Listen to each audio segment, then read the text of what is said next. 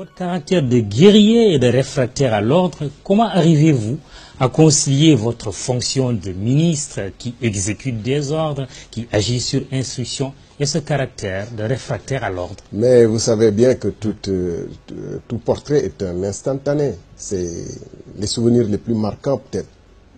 Mais on évolue au fur et à mesure. Moi, je travaille dans l'aviation. L'aviation, c'est après peut-être l'armée, le monde le plus structuré. On obéit aux instructions sans sourciller. Donc, par profession, je veux dire que vous n'avez pas à réfléchir quand vous êtes un pilote, vous n'avez pas à réfléchir quand vous êtes un technicien ou un contrôleur. Vous avez des instructions à exécuter, vous les exécutez telles que, bien sûr, avec votre compétence, votre etc. Donc, je suis formaté pour respecter des instructions et des consignes, et j'en donne moi-même. Je ne comprendrais pas que je puisse ne pas exister. Mais les ordres et les instructions, c'est toujours dans le cadre de règles, de principes, etc.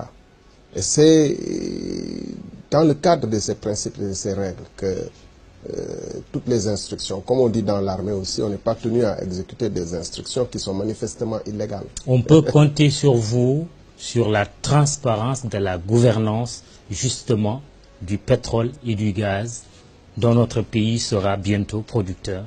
Mais justement, sans cette transparence et cette bonne gestion, le deuxième volet, c'est-à-dire le malheur du pétrole dont vous parliez tout à l'heure, c'est là d'où il proviendrait. Dire que le pétrole en soi n'est pas bon ou mauvais, c'est la manière dont on est organisé, nous, pour l'utiliser, pour l'exploiter, pour l'orienter vers les meilleurs usages pour le pays. C'est de cette manière que dépend le résultat final.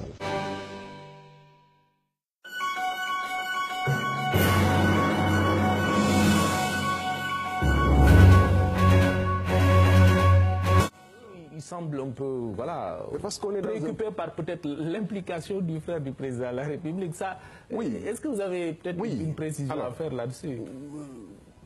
L'implication du frère du président de la République, ça semble être la clause qui remettrait en cause la validité du processus. Bien.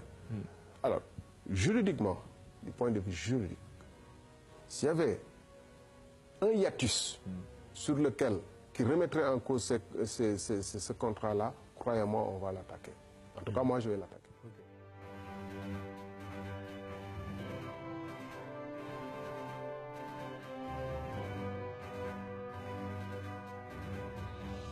Le plus gros scandale de l'histoire du Sénégal, ce n'est point le contrat relatif aux mines de fer de la Falémé, mais bien celui des permis octroyés à Petro-Tim sur les blocs de Saint-Louis offshore profond et Kayak offshore profond. Il est à présent établi que ces contrats ont été signés entre les deux tours de la présidentielle de 2012 par les gouvernants de l'époque. C'est des contrats antidatés, il est établi. C'était 17 janvier, mais il est établi à présent que c'était un contrat signé entre les deux tours de la présidentielle. Dans une totale illégalité. En dépit des menaces qu'il avait proférées et en pleine connaissance de cause, des conditions dans lesquelles les dix contrats ont été établis, le gouvernement de Macky Sall s'est empressé à les approuver à travers 2 décrets datant de juin 2012. Comble d'incohérence. Au moment où il procédait à cette appropriation en signant les 2 fameux décrets, le président avait dépêché lui-même une mission de l'inspection générale d'État pour faire la lumière sur ce dossier sulfureux. Je demande, au nom de ces engagements de campagne électorale, que le rapport de l'IGE soit déclassifié.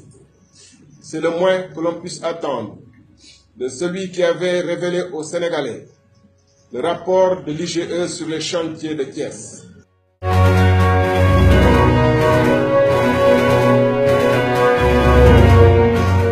Gouvernement bi moom ci sama ndigal du def lenn loo xam ne dina méngoo ak lu yoon wax